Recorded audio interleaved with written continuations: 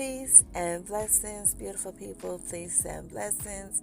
This is Empress Imani, and I had a word that I would like to share with you today. I was reading Our Daily Bread. It's a little booklet by Our Daily Bread Ministries. You can check them out at ourdailybread.org. I am not being sponsored by them, but I do love their pamphlets. Anytime I can get one, I love to read it. So today I was reading Birds of the Air. I really love birds. This passage really resonated with me.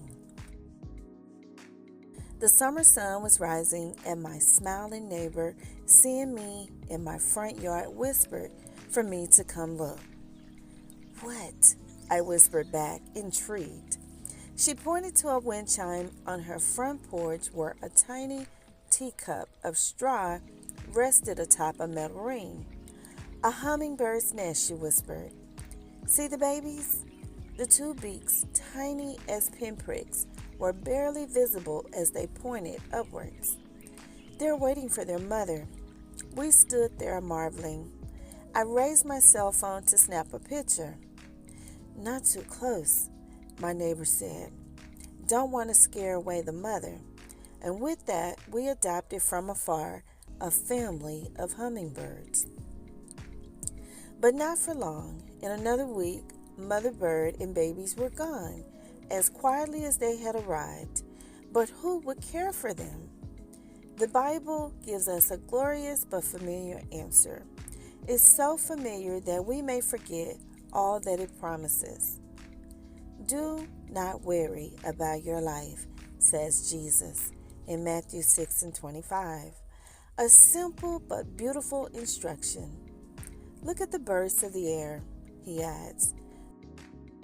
"They do not sow or reap or store away in barns, and yet your heavenly Father feeds them." Just as he cares for the tiny birds, he cares for us, nurturing us, mind, body, spirit, and soul. It's a magnificent promise. May we look to him daily without worry and soar. I really love this passage. First of all, I love birds. If you know anything about me, you know I love birds. I got birds. I love birds so much that I got them tattooed on my arm. And so when I look down in my arm, I always remember to myself to be free. That's what it means to me, to be free, to soar, and to rise above this earthly daily life.